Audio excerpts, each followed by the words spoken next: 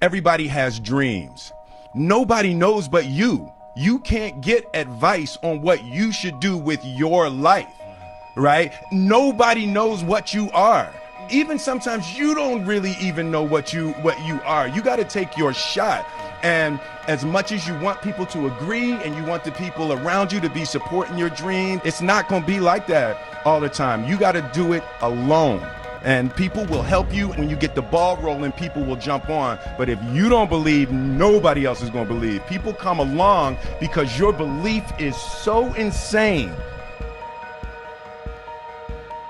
Following your dreams is a lonely, solitary, scary, dangerous pursuit. You can't wait for somebody to think you can do it. Many of you, as I have been, as I am, are where you are in your life based upon what you believe. And it's not just what you think you believe on the surface, it's also your shadow beliefs that are holding you back from moving into the life that you believe you deserve. What I know is if you're not looking at the shadows, if you're not looking at what is subconsciously running through the tape in your mind, telling yourself you're not good enough, you're not worthy enough, you're not smart enough, you're not enough, which is a tape that's playing for a lot of people. If you're not conscious of that, then you end up acting out of that belief system and not out of what you know to be the truest or want to be the truest for yourself. You don't become what you want because so much of wanting is about living in the space of what you don't have. That's why Jim Carrey's story is so powerful, because he started to act as though he already had it. He would go up to Mulholland Drive, he would drive away thinking, I already have those things, I just haven't accessed them as yet.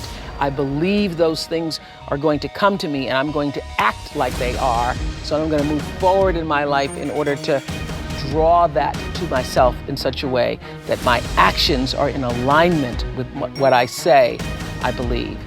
So if you start to think about that, really, why are you where you are in your life? The choices that you have made have been because of what you believe to be true for yourself. If you can, for the rest of your life, live inside of yourself, stop listening to people who are calling you fat, gay, transsexual, nigger, everything that is makes no sense. All these insecure people putting their insecurities on you, you gotta flush it out. You gotta take everything and throw it away.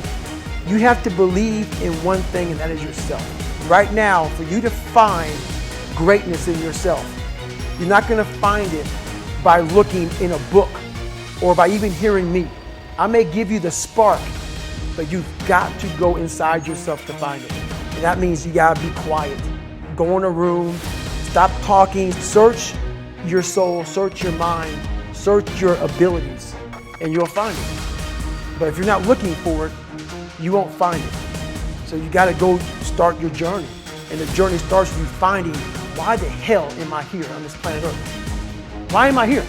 And if you don't know that, you will live the rest of your life searching, always asking the question.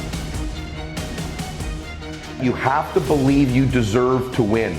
And sometimes it's not just that we think we're good, but that we've done so much, we must be worthy of winning. See, there's this adage in life, good people in life won't take more from the table of life than they think they're worthy of and they deserve. See, in business sometimes, short term, we've all seen this, someone with bad intentions can get ahead short term. But you always reap what you sow, karma is always a real thing, and eventually the people that take shortcuts, that cheat, that hurt other people, that have ill intent, the world, the universe, God sort of finds a way eventually to get them where they're supposed to be.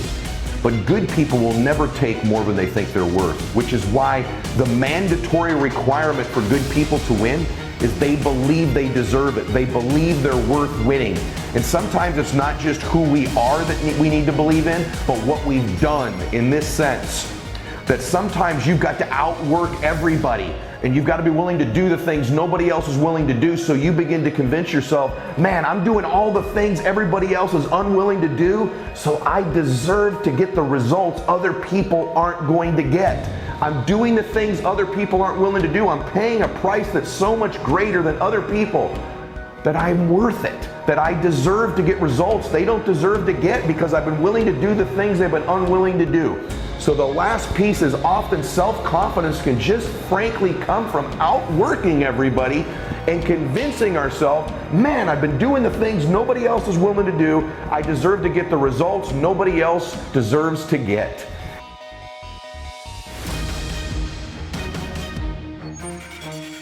What do I do when I'm broken? When I'm broken, I relish it. That's what I'm gonna do. I'm gonna use it. Because if I'm broken, then I just found my limitations. And until I know what my limitations are, how can I push them? How can I get better? But once I see it, once I feel it, once I see where I was broken, then I can attack that weakness. I can fill in that gap. I can reinforce that breach. If you break, it means it's time to fortify your will to make it stronger. There's all kinds of different ways to break. You can break physically, you can break mentally, you can break your heart, you can break your spirit, and none of those are fun, and all of those are gonna leave a mark. But the mark that they leave can be the mark of victory or it can be the mark of defeat. Because every time you break, and in every way that you break, while it's a chance, it's definitely a chance for you to give up and for you to just to fall apart. But there's also opportunity. There's opportunity to get stronger and get smarter and get faster and get tougher and get more stable and get more resilient and get better. When you break, you have the opportunity to show the world, the whole world, what you are really made of. So if you break, if you break, the fight isn't over. In fact, if you break, the fight is just beginning. And as you crawl up and out of that dismal and wretched place, you're covered in blood and sweat and dirt and filth as you rise above what you were. And as you take the form of who you are supposed to be, you will see that in the very act of standing up, in the very act of fighting on, you will become and you will remain unbroken. I'm not saying to put yourself down. I'm saying listen to the truth. And the truth isn't in the 20%. The truth is in this other part of your brain saying, look, man, you're wasting a bunch of percentage here. We have 80 more percent that we're not tapping into, because in this other 80% is suffering, pain, failure, self-doubt, darkness, and then a whole bunch of light. But to get to this light, you gotta go through all of this shit. So a lot of us know that. I can get over here, but over here, man, this is much better, because I gotta go through this journey that is not fun. This from 20 to 100%, this shit in between is not fun. So we decide to live over here. So everybody goes, how do you do that? You know exactly how to do that. You know exactly, it's not a magic trick.